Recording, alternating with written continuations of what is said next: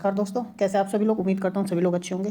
तो आज का टॉपिक हमारे पास थर्मल फिजिक्स में है क्लोसिस क्लैपेरॉन रिलेशन। ये हमको पढ़ना है। तो this is one of the applications of Maxwell relations. तो मैक्सवेल रिलेशंस की वन ऑफ द एप्लीकेशंस है जिसको हम कवर करेंगे। तो एक्चुअली में क्लोसिस केपलर इक्वेशन दो होती है ना। एक को तो हम बोलते हैं फर्स्ट लेटेंट हीट इक्वेशन, ठीक है ना, और दूसरी को बोलते हैं सेकंड लेटेंट हीट इक्वेशन। ये दोनों नाम है। इन दोनों को कलेक्टिवली क्या कहा जाता है? क्लोसिस क्लैपेरॉन रिलेशन बोलते हैं। समझ में आया? ठीक है, तो मैं क्विक ग्लैंस दे देता हूँ what we have to study today. तो फर्स्ट हम फर्स्ट लेटेंट हीट इक्वेशन पढ़ेंगे, ठीक है ना। We will derive it using Maxwell relation. समझ में आया? And we will see how this relation is useful in describing the phase transition. ठीक है, तो फेज ट्रांजिशन में किस तरीके से इक्वेशन हेल्पफुल होती है वो हम जानेंगे। Then using this relation we will see what's the effect of pressure on boiling points of liquid. Then we will see effect of pressure on melting points of liquids. ठीक है, वो सब चीज़ें हम जानेंगे। And how that pressure responds to different substances, first when the substance expands on melting and what if the substance contract on melting. ठीक है, ये चीज़ें हम देखेंगे। फिर हम phase diagram, so this is one of the most important aspect of today's topic. Using phase diagram we can also deduce what Kepler relation says. ठीक है ना, हम फेज डायग्राम से भी समझ सकते हैं। Then the next topic we will have second latent heat equation. हम सेकंड लेटेंट हीट इक्वेशन समझेंगे क्या होता है। ठीक है, ये इक्वेशन हम मैक्सवेल रिलेशन से डेराइव नहीं करते, इसको हम सिंपली जो एंट्रोपी के लो जो है, ठीक है ना, एंट्रोपी रिलेशन जो है हम उससे हम आसानी से इसको डेराइव कर सकते हैं और समझ सकते हैं how this relation is useful in giving specific heat of saturated vapours. ठीक है, समझ में आया? तो एक ओवरव्यू था जो मैंने आपको एक ग्लैंस दे दिया है what we have to study today. काफ़ी इंपॉर्टेंट है। बुक मैंने आपको बताया ही है, ठीक है ना, बंसल एंड घोष की बुक है, वन ऑफ द बेस्ट है।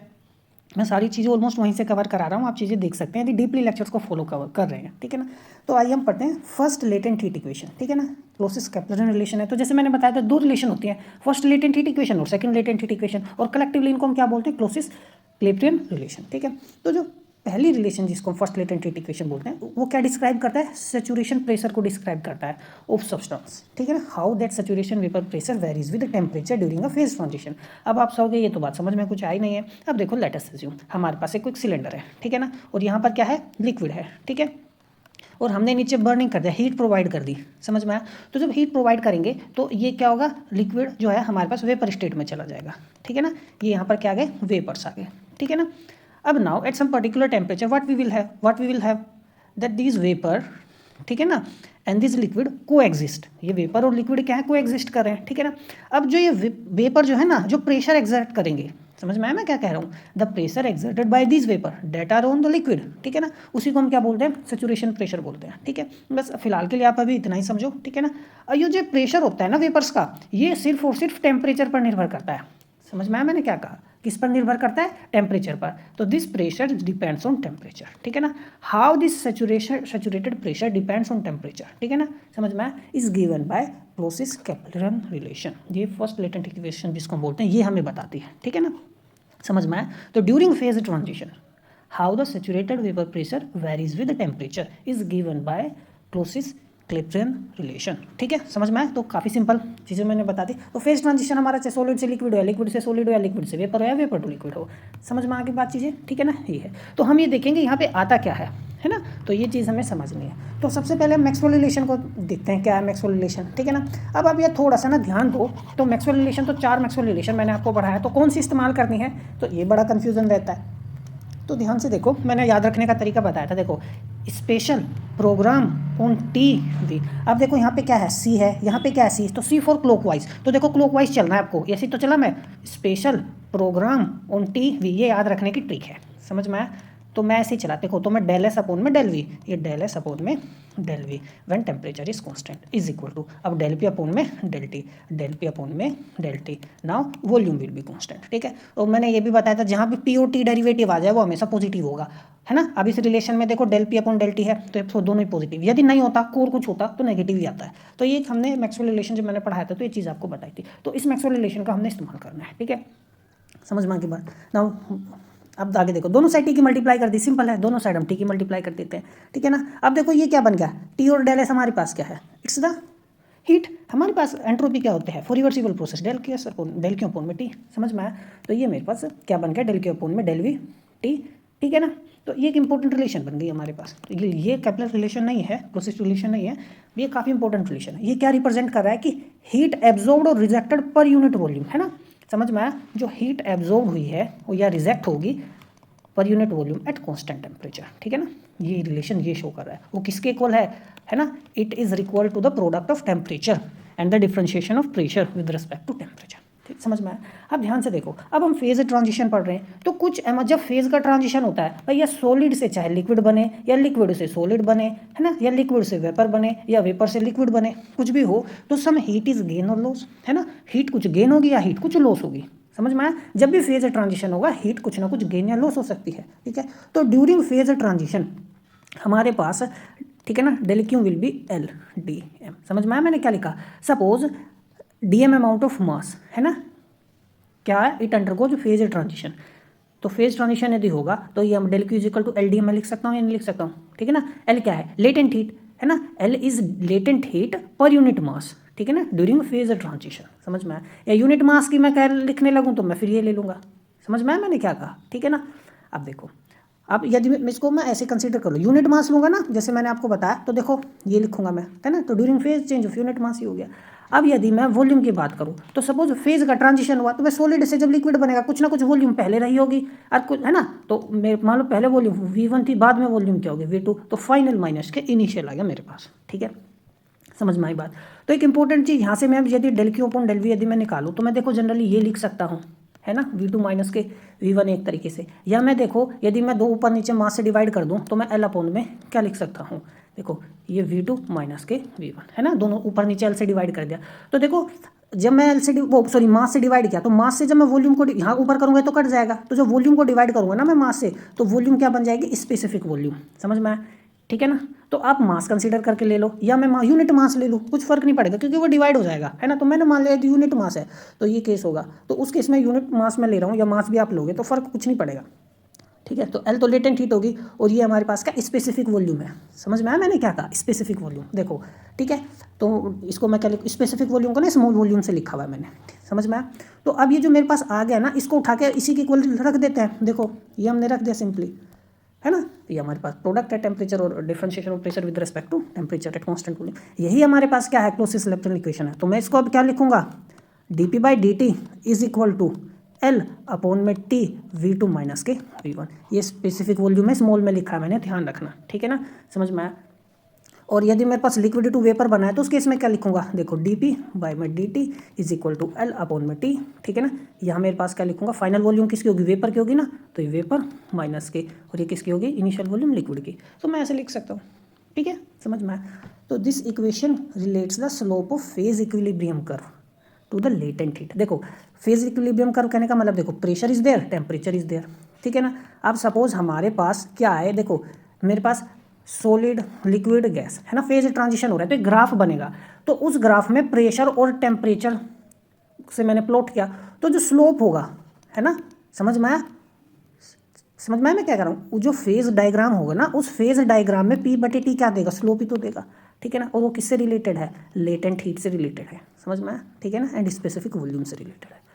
अब मुझे पता चल जाए कि जब कभी मान लो कोई सब्सटेंस लिक्विड से वेपर में गया है, तो उसका यदि मुझे पता चल जाए लेटेंट हीट कितना है, वॉल्यूम कितना है ना, किस टेम्परेचर पर फेज ट्रांजिशन हुआ है ना, समझ में। जैसे लिक्विड वेपर में बदलता है, पानी की बात करूँ तो 100 डिग्री सेल्सियस पर होता है, समझ में। तो वो मैं निकाल सकता हूँ कि वो प्रेशर टेम्परेचर से फिर कैसे वेरी करेगा, यदि मैं टेम्परेचर और फर्दर घटाऊँ या बढ़ाऊँ या प्रेशर फर्दर घटाऊँ या बढ़ाऊँ, ठीक है ना।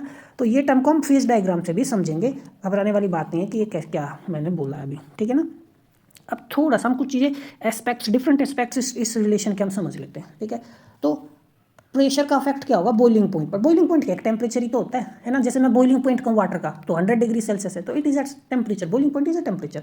वो ये तो प्रेशर का क्या इफेक्ट पड़ेगा बॉइलिंग पॉइंट पर लिक्विड के, ठीक है। तो ड्यूरिंग बॉइलिंग में होता क्या भाई, लिक्विड वेपर में बदल जाता है, समझ में आया। और स्पेसिफिक वॉल्यूम क्या होगी, इंक्रीज होगी। अब समझ में आया क्या है, देखो क्या था, लिक्विड था, ठीक है ना, किस में बदल गया, वेपर में बदल गया, ठीक है ना। तो लिक्विड की वॉल्यूम पहले V1 ले ली, है ना, स्पेसिफिक वॉल्यूम, वेपर का वॉल्यूम क्या होगी V2। हम जानते हैं वेपर की वॉल्यूम ज़्यादा होगी, पार्टिकल दूर दूर होते हैं, occupy more space, it has more volume, तो V2 ग्रेटर देन V1, ठीक है। तो ये टर्म तो पॉजिटिव आ गई, LOT तो पॉजिटिव होता है, तो मुझे क्या पता चला, dP/dt भी पॉजिटिव होगा, है ना, समझ में आया। ये टर्म क्या आ गई, पॉजिटिव। तो भाई ये टर्म पॉजिटिव कब आएगी, यदि टेम्परेचर बढ़ाने से प्रेशर भी बढ़ेगा, है ना, समझ में आया, तभी तो पॉजिटिव आएगी, या टेम्परेचर घटाने से प्रेशर भी घटेगा।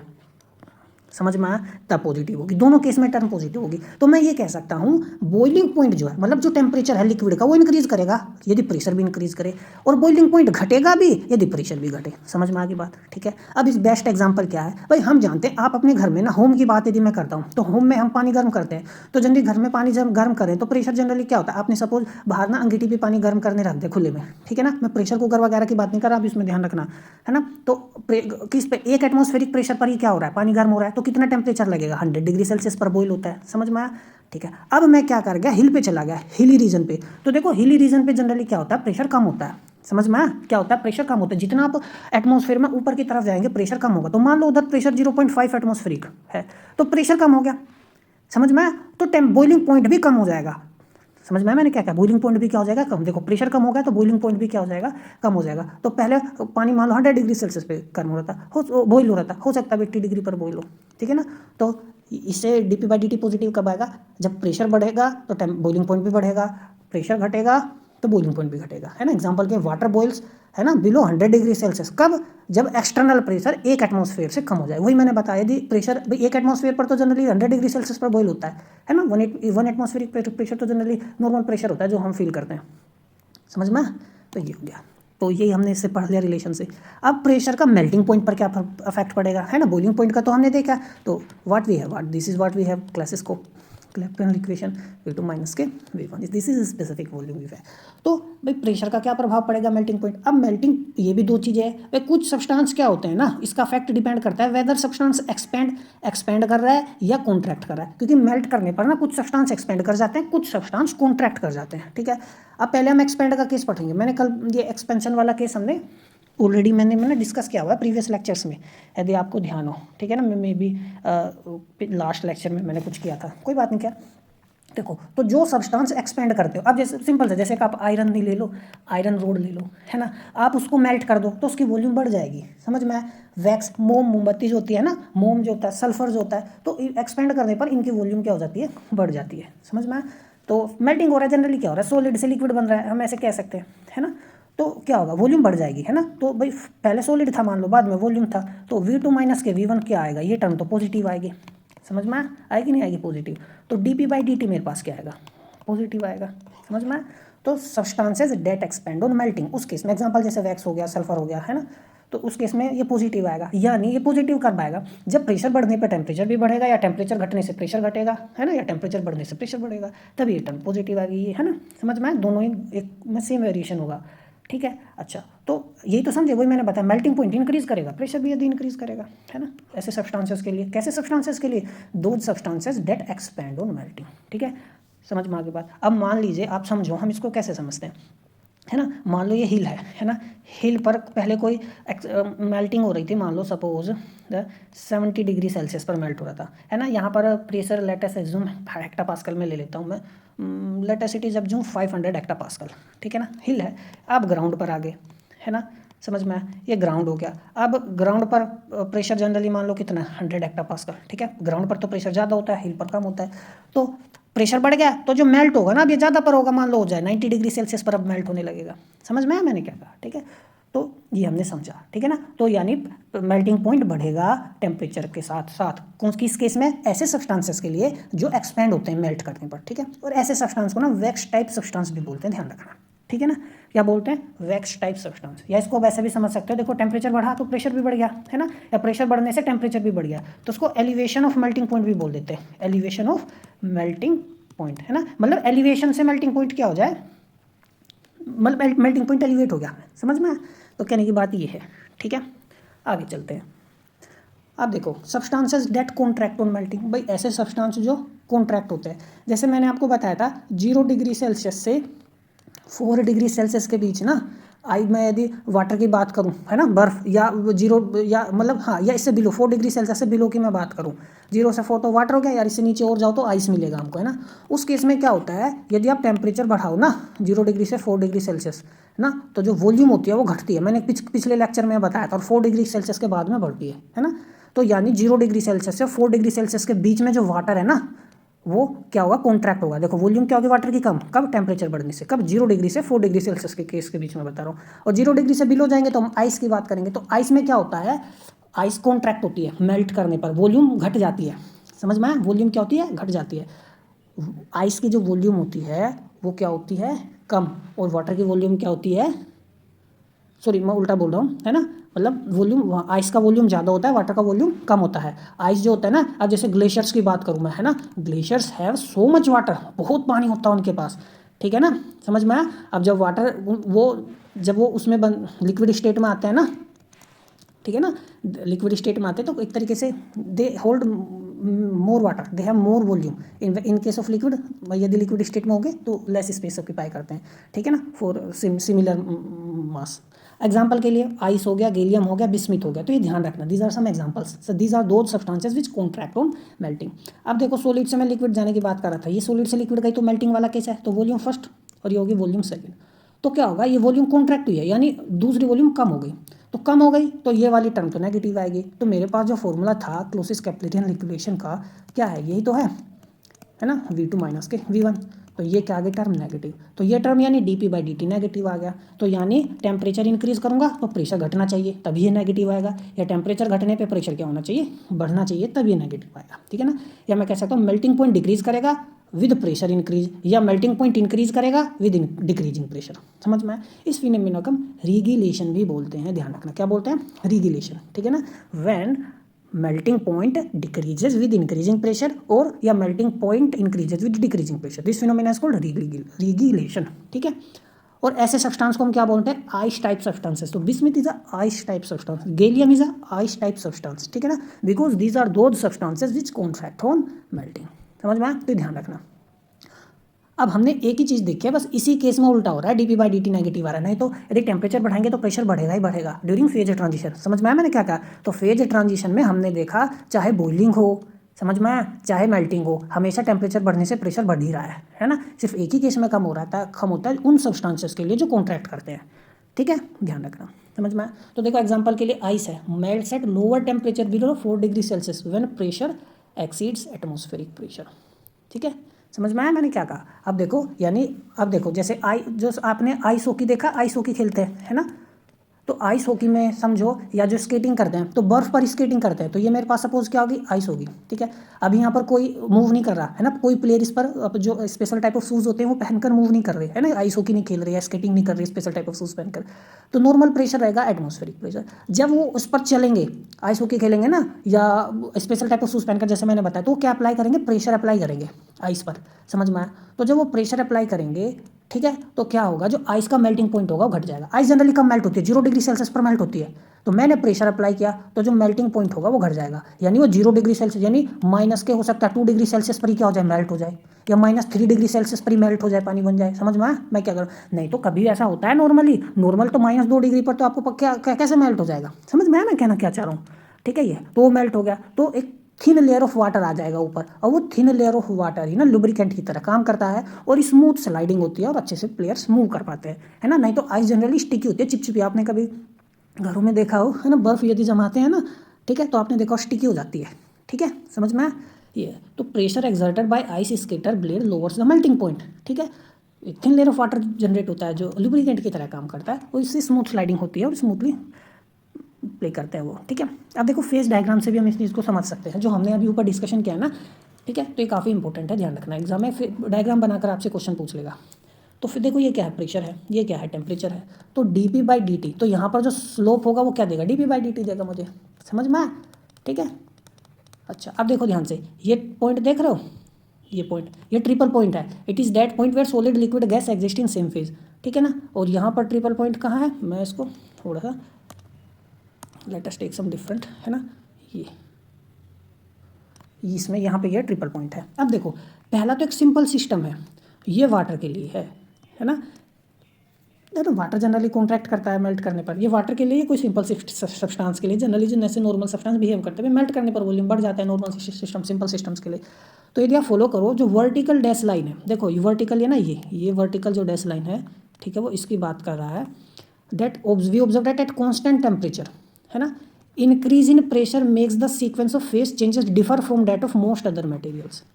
वाटर के लिए बात कर रहा है, देखो वाटर है, देखो इस चीज़ को ना हम ऐसे समझते हैं पहले, इस ये मैं आपको बाद में समझाऊंगा। Let us have some basic discussion about this diagram so that you can grasp what I want to say. तो जो फेज डायग्राम है, तो जो सॉलिड लिक्विड कर्व है, आप देखो ये क्या प्रेशर है ना, यहाँ क्या टेम्परेचर। तो यदि प्रेशर और टेम्परेचर इसी रेंज में रहेगा तो ये पूरा सॉलिड होगा, है ना। यदि मान लो मेरे पास यहाँ पर कोई पॉइंट ले लूँ तो उस पॉइंट पर कुछ प्रेशर होगा कुछ टेम्परेचर होगा, तो उस केस में लिक्विड में रहेगा सब्सटेंस। समझ में, यहाँ पे मैं कोई पॉइंट ले लूँ, it will have some pressure and it will have some temperature, तो उस केस में सब्सटेंस गैसियस स्टेट में होगा। ऐसा ही यहाँ पर है, समझ में आया। तो जो सॉलिड लिक्विड कर्व की बात कर रहा है, तो सॉलिड लिक्विड कर्व की बात देखो यहाँ ध्यान से देखो, ऐसे हो रही है, ठीक है ना। तो ये जो कर्व है ना, ये हो गया, और ये ऐसे कर्व है, ठीक है ना, समझ में। तो हमारे पास ये पूरा सॉलिड हो गया और ये लिक्विड हो गया, ठीक है ना, यहाँ गैस हो गया। तो इस कर्व की बात कर रहा हूँ मैं, सॉलिड और लिक्विड, इस कर्व की बात कर रहा हूँ, ठीक है।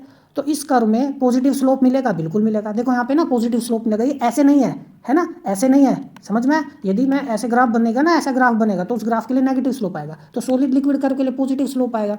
पॉजिटिव ये स्लोप आ रहा है, इसका मतलब ये पॉजिटिव है, यानी ऐसे सब्सटेंसेस के लिए जो एक्सपैंड होते हैं मेल्टिंग पे, ठीक है ना। तो melting point of the substance generally increases with increasing pressure. तो ये तो यहाँ से हमने डायग्राम से चीज़ जान ली।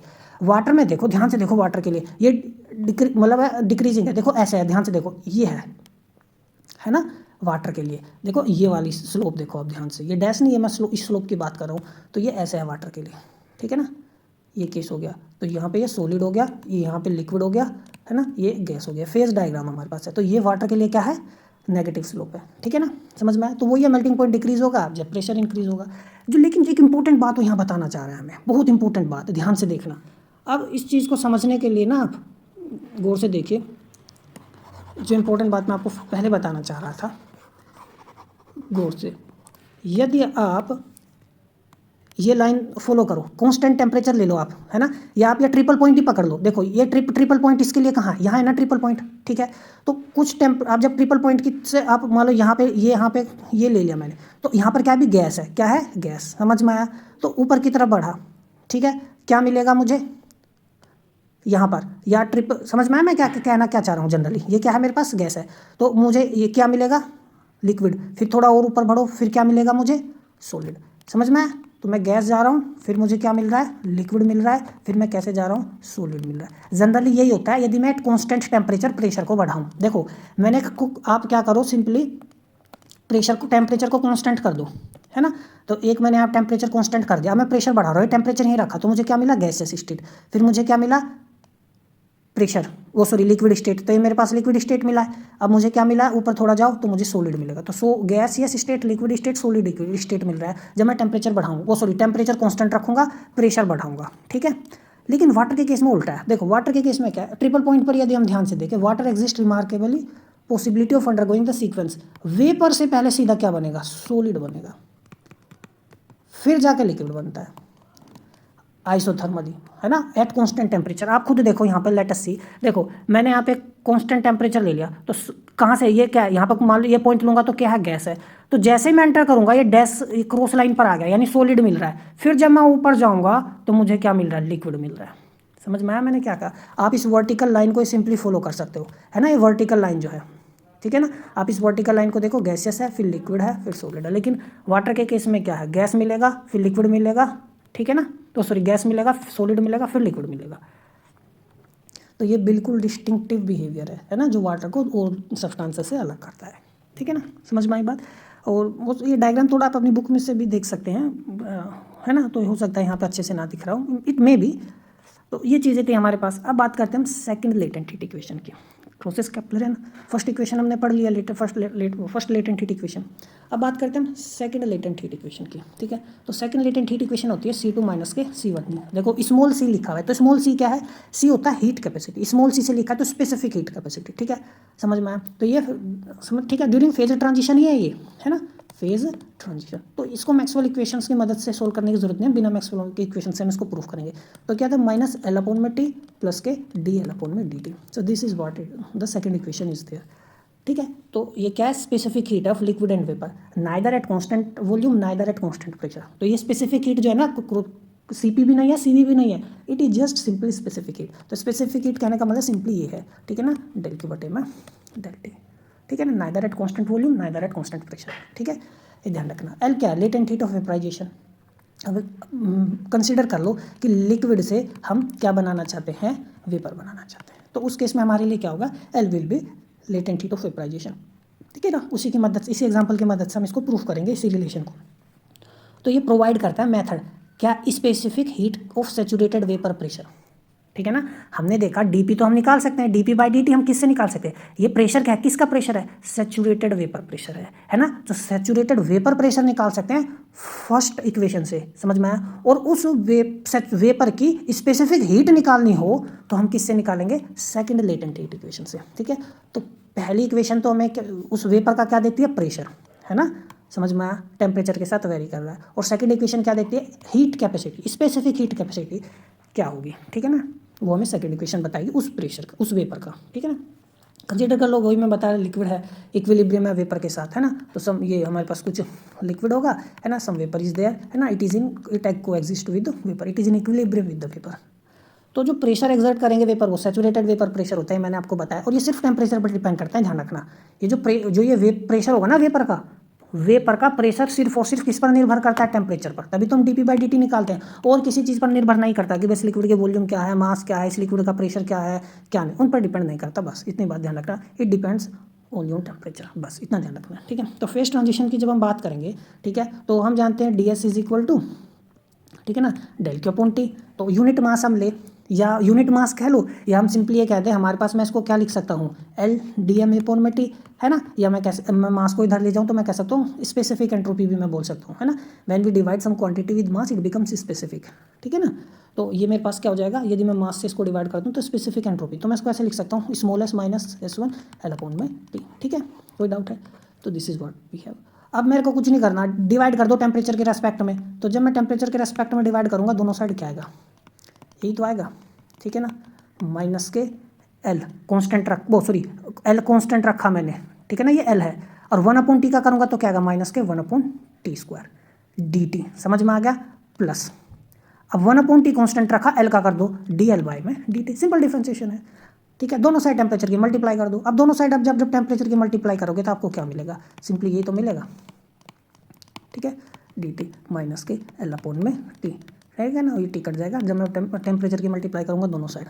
अब देखो ये क्या है, डेल क्यू अपॉन dt तो है, तो स्पेसिफिक हीट कैपेसिटी तो है C2 माइनस के C1 is equal to minus के एल अपॉन में टी प्लस के DL अपॉन में dt, सिंपल हो गया प्रूफ। तो ये है second latent heat equation, that gives specific heat, किसका, सैचुरेटेड वेपर, ठीक है ना।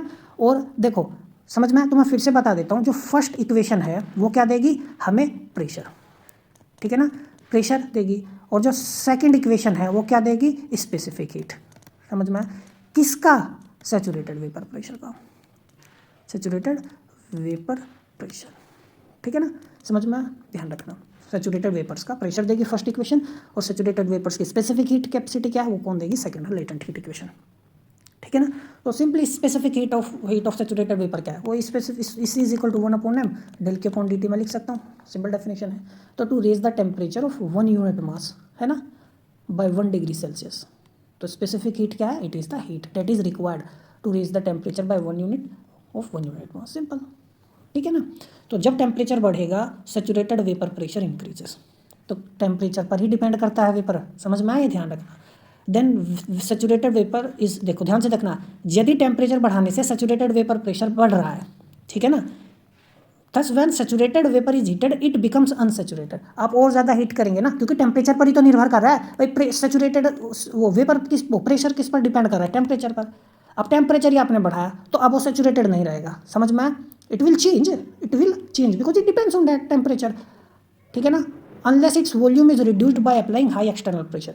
अब देखो वॉल्यूम में चेंज लाओ कोई दिक्कत नहीं, प्रेशर में चेंज लाओ, जो हमारे पास वेपर प्रेशर है सैचुरेटेड वेपर, जो एक्सटर्नल वेपर प्रेशर, देखो एक्सटर्नल प्रेशर बदलो, वॉल्यूम घटाओ बढ़ाओ, कोई फर्क पड़ने वाला नहीं है, समझ में आया। वो कब अनसैचुरेट होगा, it will unsaturate only when temperature will get change, ठीक है ना, समझ में आया। तो ड्यूरिंग दिस प्रेशर, इस प्रोसेस के आ रहा हूँ, during this process pressure constant नहीं है ना, मैंने बताया एक्सटर्नल प्रेशर चेंज कर दिया, वॉल्यूम भी कांस्टेंट नहीं है, वो भी चेंज हो गई, ठीक है। क्या हुआ, बस हमने टेम्परेचर बढ़ाया और जो सैचुरेटेड वेपर प्रेशर है उस वो बढ़ा है ना, समझ में आया। और जो बाकी चीज़ें हैं वो क्या है, चेंज हो गई है, ठीक है ना, समझ में आया।